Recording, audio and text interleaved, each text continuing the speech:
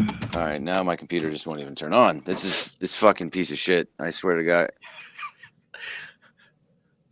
I thought they were getting you a new one. Yeah, they're like, if you don't return your old one in 3 weeks, it's a $3,000 charge. I don't have it. I can't return a computer if I don't have the new one. Sorry. This is not how I wanted to start the morning.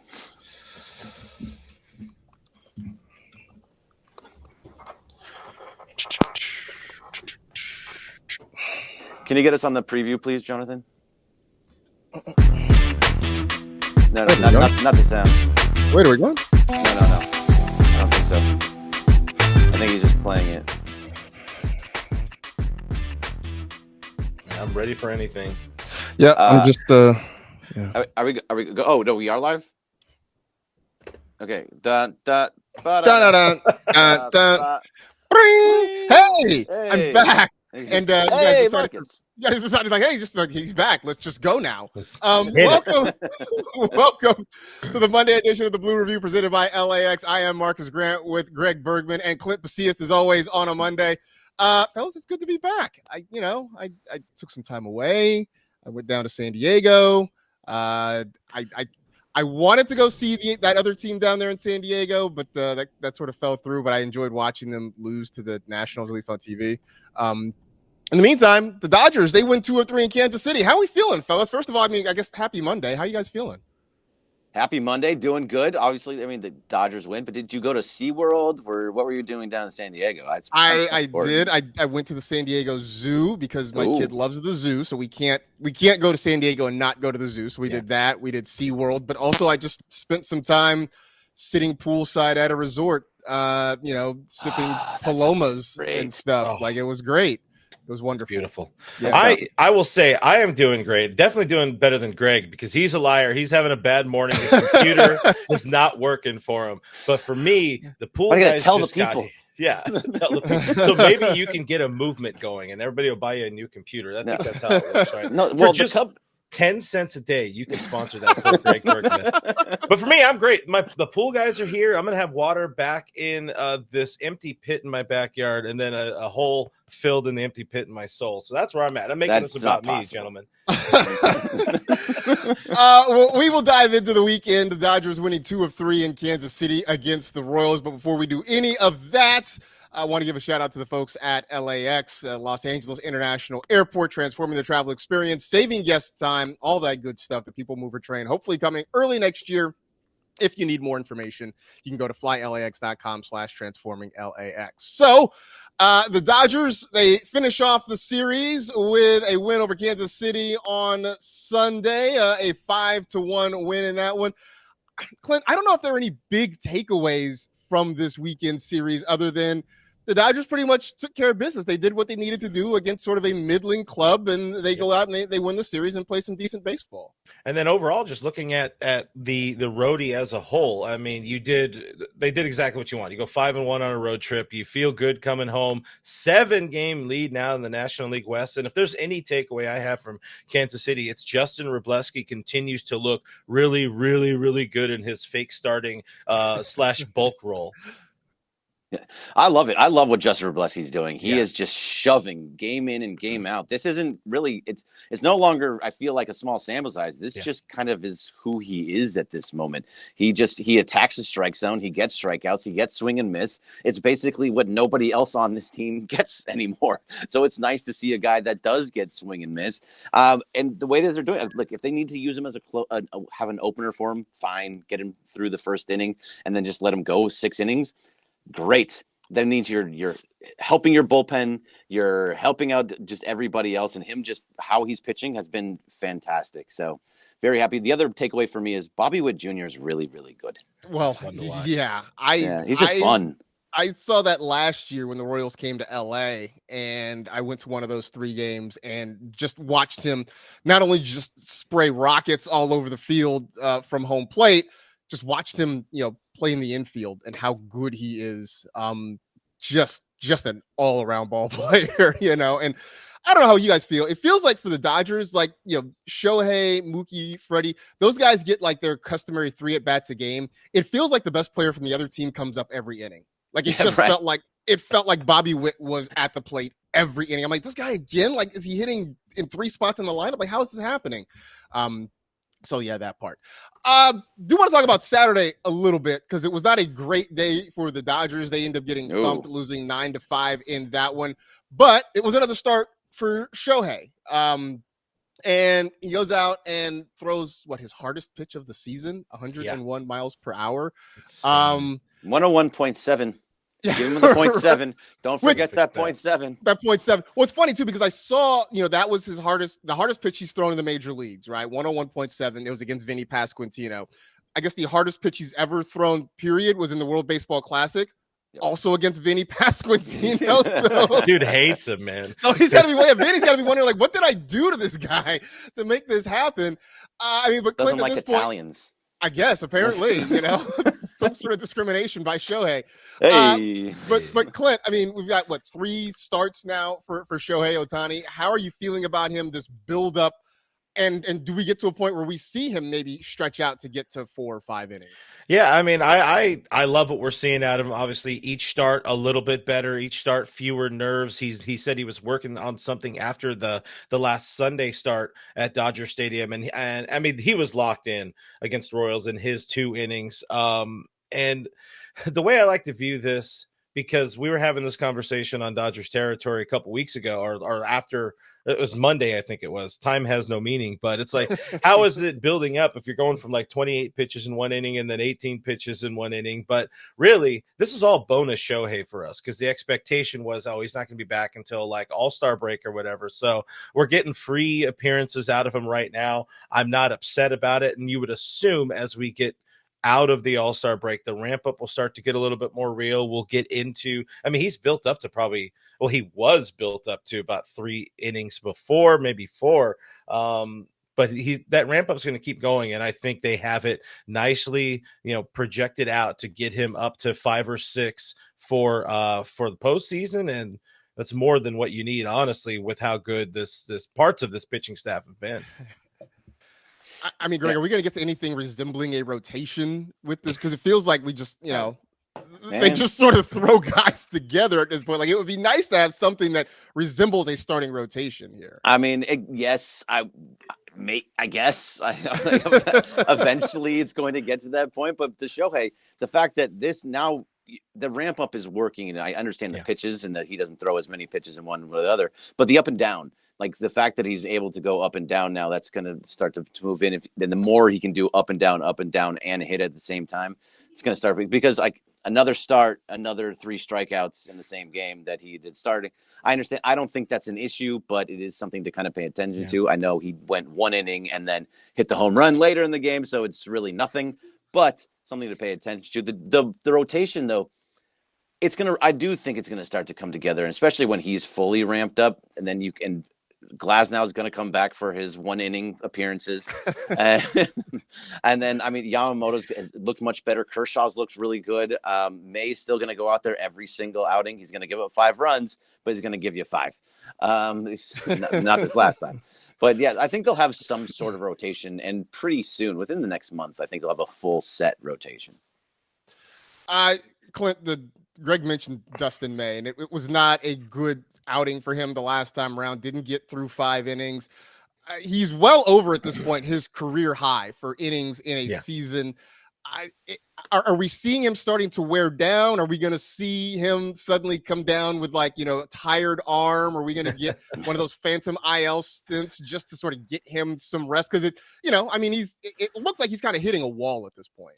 Yeah, I have I don't know if it's a hard time, kind of compartmentalizing Dustin May's season, because what he's doing is hugely important, going out there every 5th day or 6th day and giving them 5 or 6 innings, usually more often than not. But yeah, the numbers are there, and the kid hasn't really thrown. Obviously, you said this is a career high in innings thrown, a career high in appearances.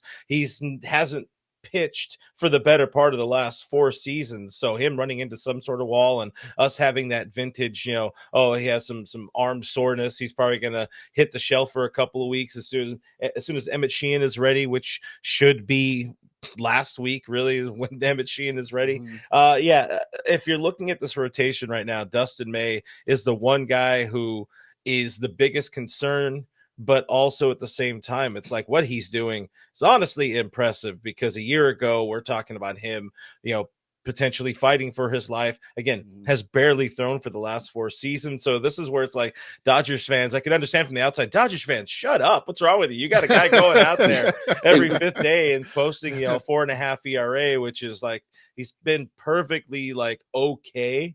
But all of that said, if he's a part of the rotation come October, I think something went wrong with Glasnow or Snell. Yeah, no, definitely. Marcus, real fast, something that we talked about a bunch last week with May is the big, I think Thursday and Friday, I asked Travis and then Jeff Spiegel on Friday, what do you do with Dustin May? Because the trade deadline is coming up. He's an unrestricted free agent at the end of the year. I'd love to hear what you guys think. He's an unrestricted free agent at the end of the year. But to Clint's point, it's been 2 years since he really did pitch. He is going 5 to 7 innings, game in and game out, last one excluded. And he doesn't have a lot of swing and miss. It doesn't seem like he can go to the bullpen because it takes a few innings to ramp up. I don't know. Do you try and move him for something, or do you hold on to him because the stuff is real? It's real live stuff, and it's some of the best out there, Yeah, I think my initial, and I know we sort of had a little bit of this conversation in the text chat.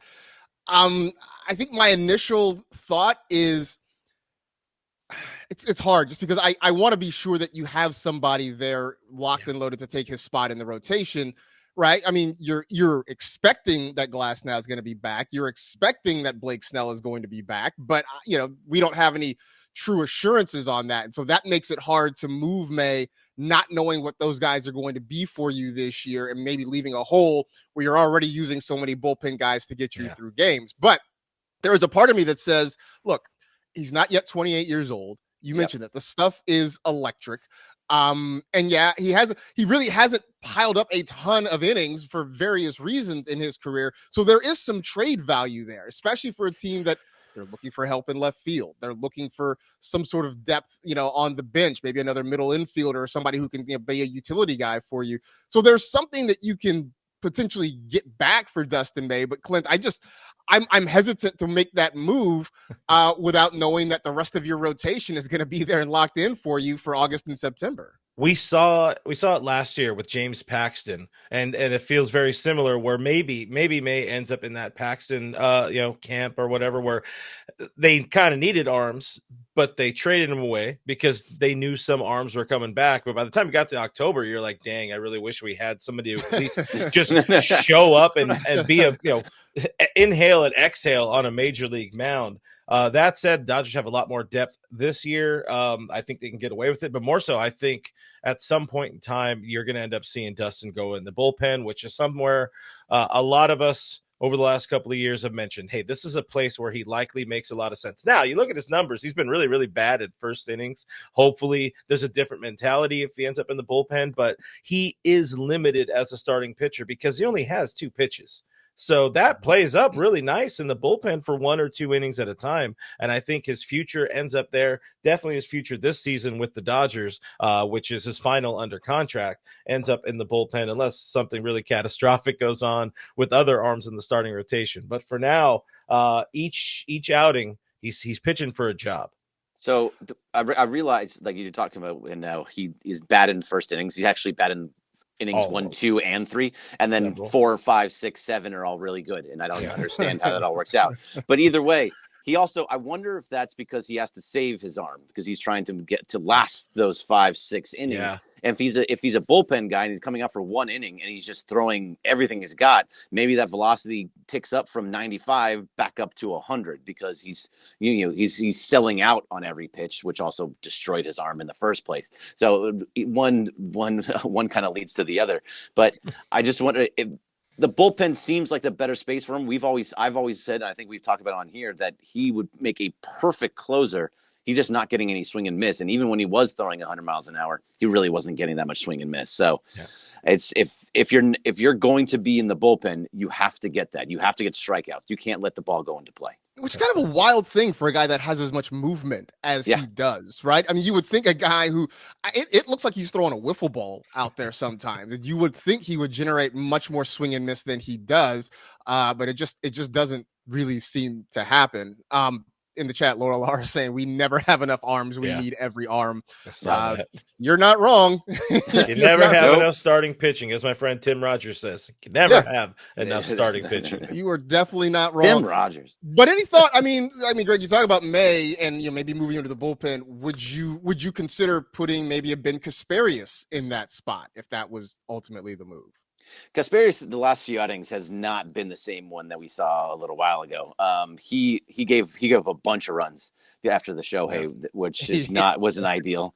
He got smacked around, and even in the time before that, he gave up a few before too. So I think teams are starting to figure Kasparius out just a little bit. Whether or not he can adjust to that, which I really truly believe he will, but he just hasn't been as good as he was originally. Let's put it that way. He's still a good pitcher. Yeah, June was bad for Kasparius, but Robo is great for Wrobleski. So you kind of like went back and forth. The two guys that you were doing those things are kind of flipping those roles. So I think those two are kind of fighting for it, and then Sheehan's going to come back at some point. For me on Kasparius, real quick, and Marcus, I'm interested in your thoughts here because after like one outing, I think in June, Dave Roberts said, they said, hey, you're going to be a starter. And then they kind of didn't make him a starter. And Ben, for what it's worth, he was like, yeah, I'm looking forward to this. I love starting. This is what I want to do. And then they're like, oh, by starting, we mean you're going to be a bulk guy pitching in relief. I mean, that's got to kind of change the mindset and mentality. I wonder if there's something to that with his kind of down month. What do you think? Maybe. It definitely is a different mentality, right? When you are starting, when you are taking the ball in the first inning, and knowing that it is your game, it is different than now I'm warming up in the bullpen. I'm coming in the second. I'm not sure what the situation is going to be. Maybe it's scoreless. Maybe I'm up a run. Maybe I'm down a run. It really is a different sort of mentality. And I say this, I remember way back in the early 2000s when I was working in minor league baseball, the Oakland A's in their system used to do what they called an 8-man rotation, which was basically that. They would have one guy who would start the game, and he would go 4 or 5 innings, and then he'd have another guy piggyback and maybe take it the rest of the way. Next time through the rotation, it would flip. And the idea was, this was an A ball, the idea was so that the A's could figure out which guys would be better as starters, which guys would be better coming out of the bullpen. But talking to the guys, they all said, yeah, it was sort of mentally challenging because your preparation going into each turn was a little bit different. And I do think maybe that has something to do with Kasparius, especially struggling in the month of June. The other thing about what I saw from him on Saturday, and look, he gave up a lot of hits. He struggled with his command. He gave up the home run. But man, are we sure that Teoscar Hernandez is fully healthy in right field? I don't think so. I know he's never been a Gold Glover out there. He's never been a stellar defensive player, but he just looks really slow going after the baseball. I don't know how many balls just dropped in kind of medium deep right field along the line that it felt like maybe he could have got to.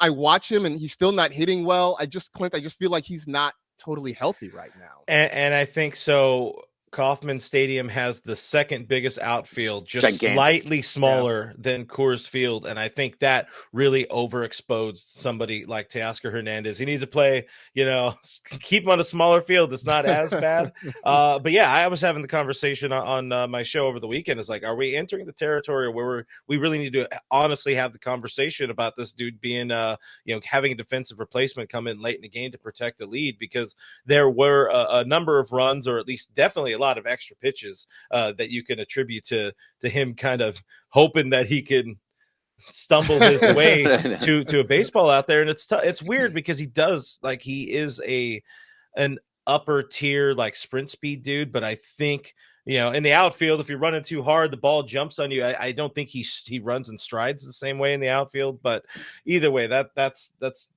another conversation. Greg, is this somebody we need to have a defensive replacement before ready late in the game? Super hard to do that when you have it because you're going to rely on his bat, and especially late in games that you need his bat, especially come postseason time, because he does get big hits. So I don't know if you can get a defensive replacement for him. It's not his bat is too important. I mean, maybe if you're in a situation where he had just got out and you have 8 guys before him to come up, maybe that's a spot to do that. But otherwise, no, I don't think so. And also, to the point about him being kind of not that healthy.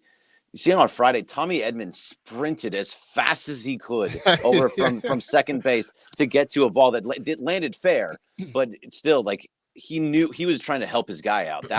We had 2 guys, Freddie and Teo, that are both coming in from one, and he came from the furthest distance and almost got that ball. You saw that with Mickey Rowe yesterday too. He went pretty deep out in the right field to make a nice over the shoulder play before he jammed his finger. The other thing about that, you talk about defensive replacements. I mean, they're already using one for Conforto late in games. Like, I don't know that you have 2 defensive replacements on your bench if you would have to do that late in ball games. Then to your point about Miggy Rowe did hurt his finger. I know I think they have x-rays planned for today on the off day about him after he was, caught trying to take a base on a ball in the dirt, hurt his finger. We'll see kind of what the update is. Obviously hoping for the best, but Greg, if he does have to miss time, this means that his son Kim gets to play every day, right? Do you know that for sure? Do you know that for sure? No, he's still on the team. So.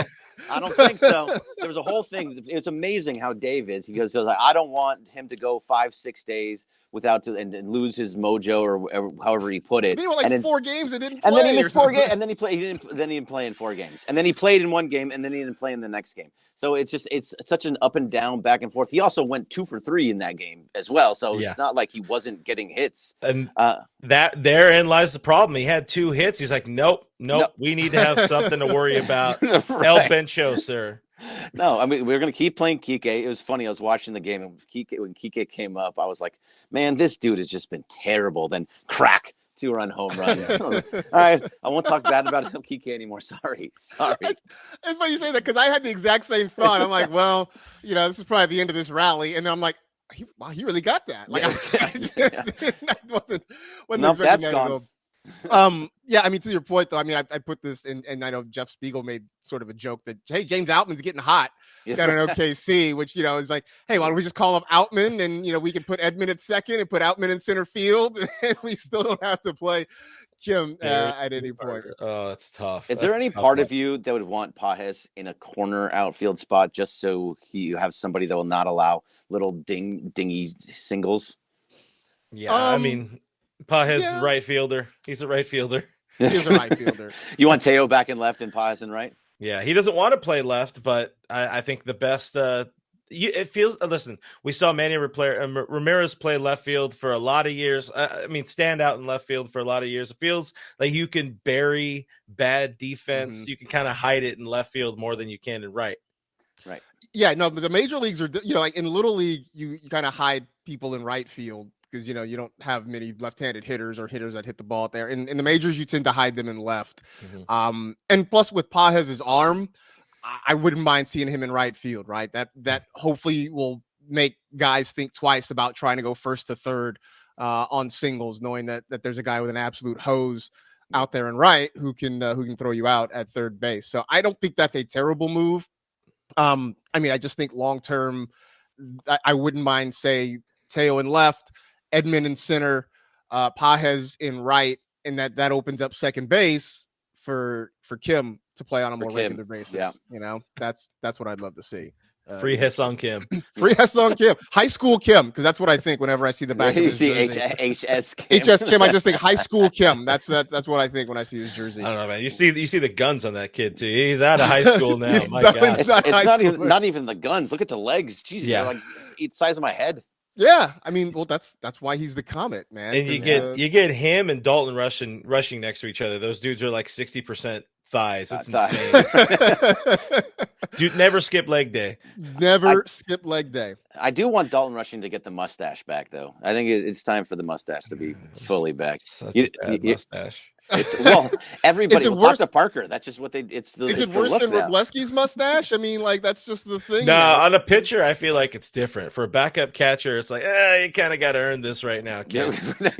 You got to earn the stash. I get it. Yeah. By the way, backup catchers. Thank you. Yeah, I was going to ask. I was going to ask you, Clint, your thoughts about Austin Barnes. Now we're in the black and orange.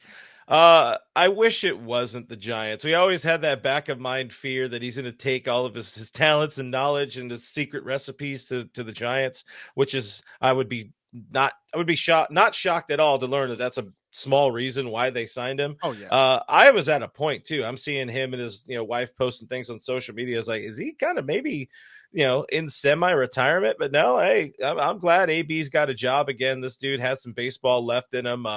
One of the best, baseball minds you're going to find. Definitely a future manager and somebody that's going to help that Giants ball club out a lot, unless he's somebody who's there just for a couple of games and then they DFA. Yeah, I mean, we'll see how it goes, but I'm glad to see him still playing baseball. Yeah, kind of wish it wasn't for that team, but it is what it is at this point. Clint, always great to talk to you on a Monday. What's going on with Dodgers territory? We are coming up live today, 12 o'clock Pacific time.